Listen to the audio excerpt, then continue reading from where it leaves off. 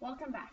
We are going to look at the same packet, but this time we're going to skip to number 13 in the back of the packet. The reason for this is because I want you guys to see an example that has some holes. And how we find holes are noticing that this rational function can be simplified. It can be simplified by using factoring methods. So if I factor my numerator, well, I'm going to ask myself, what's common between x squared and negative 2x? Well, that's obvious. We would factor out an x. I'd be left with x minus 2. In my denominator, I have a difference of perfect squares. So that one will always factor into x plus 2, x minus 2. And now as I look at my function, I can see clearly that the x minus 2's will cancel from the numerator as well as the denominator because I have the same thing up in the numerator and denominator. So this function simplifies down to x over x plus 2. But because we canceled it, we still have to account for it somewhere. And the reason we account for it is because, well, if I plugged in 2 to my original function, I would get 0 in the denominator, and as we know, we can never divide by 0. So in order to fix that, we're going to say that there's a hole there. Okay, we're still accounting for the fact that something would be equal to 0 in the denominator. It's not going to be an asymptote, it's going to be a hole. And a hole is a point.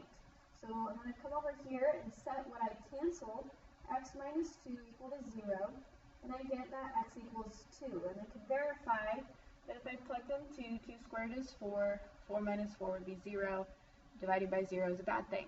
So the hole is a point though, so I have my x value, but what's my y value? Well, to get the y value, plug in your x value to your simplified equation. So I'm going to come over here and I'm going to have 2 over 2 plus 2.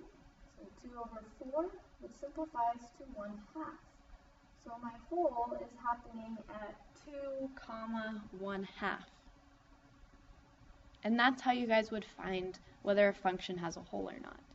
The x-intercept is still going to be the same. We're going to plug in 0 for y, or set our numerator equal to 0. My numerator is just x now, so x equals 0.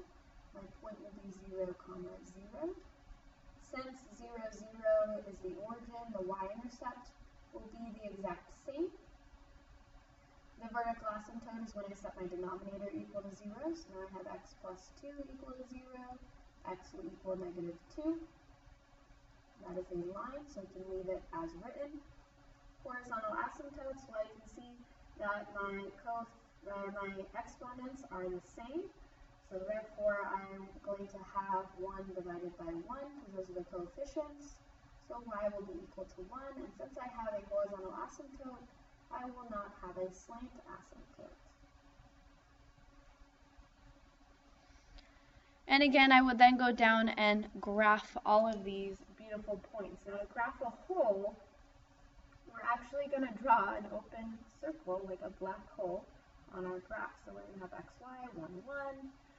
Our hole was at 2, 1/2, so I'd come over to 2, go up just a little bit, right, and draw a nice big circle around that, indicating that we have a hole. We had our intercepts there. The vertical asymptote was at negative 2. I'm going to come over here to negative 2 and draw a nice vertical dotted line. I had a horizontal asymptote at y equals 1. Let's draw a vertical line here. Now I'm going to use those points as a guide again. Not going through the hole, but starting at the hole and going